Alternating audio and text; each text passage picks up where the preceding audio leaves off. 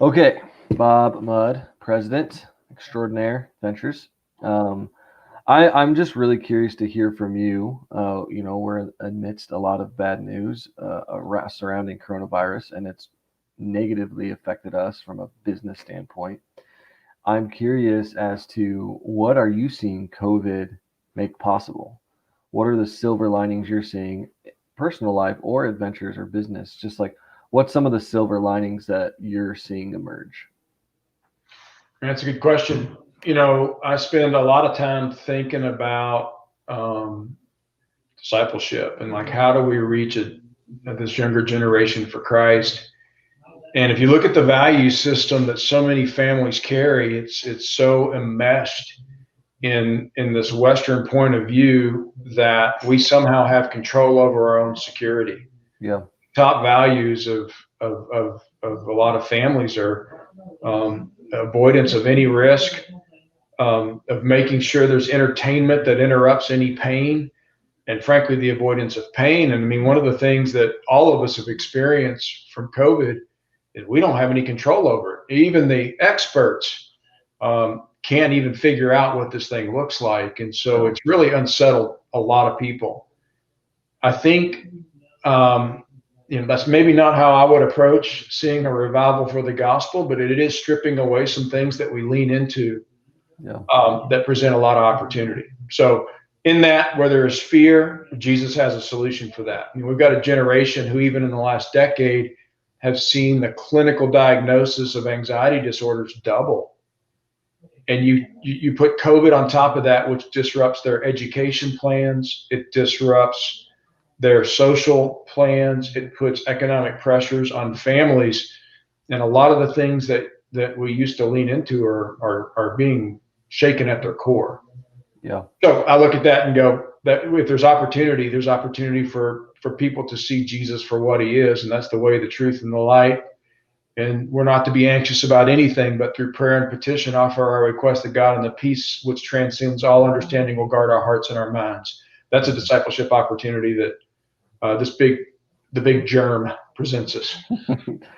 What about adventures and missions? What are we doing to pivot or respond or not? Or are we hunkering down and waiting it out? Or how are you pivoting as the president of Adventures during this very unique time? David talked about in Psalms about new wineskins, and it's easy to get pretty comfortable with a program that's kind of doing really well, and the world race is, it kind of skyrocketed, and all these people have gone on, and it's got all this culture. And one day we woke up, and the American passport didn't get you anywhere.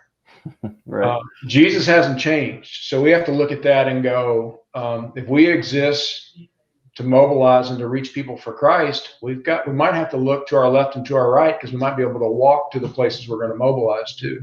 Hmm. So it has been nothing but constant iteration, reliance upon the Lord. It's obviously created a lot of requirements, even in our body, because we're just not doing the things we used to do, and we don't have the revenue streams to support the things we used to do, and all of that has had to be managed through. At the end of the day, we exist to mobilize a generation, to reach people for Christ and see his kingdom come, be a, Hmm. be a part of his master plan. And right now, what's available to us is America, and so we're shifting and iterating to that, and see lots of possibilities. Yeah. Are you hopeful or I am discouraged? hopeful. I'm hopeful. One of the advantages that I have is I'm a history nut a little Okay. bit. And, if we look at the two examples that come to mind is it's around Acts 16. This was maybe a little earlier. I can't remember. It's where Stephen gets stoned. So you got this great guy that gives this great exposition of the gospel, and wow, what a great preacher. He could be a megachurch preacher. Next thing you know, they take him out and stone him. And what does he do in the midst of the stoning but look up and bless his persecutors? But it scared the people around him significantly. So they split. Like they're like, we're out of here. And that dispersion of Christ followers ended up being a big thrust of the early church. And it was out of fear. It was out of disruption. If you look at China, when Mao came in, there's noted about 2 million followers. And Mao sought to execute every pastor, to burn every Bible, and to persecute all those to the left and the right of leadership in the church. And one would assume that the church would collapse under such pressure.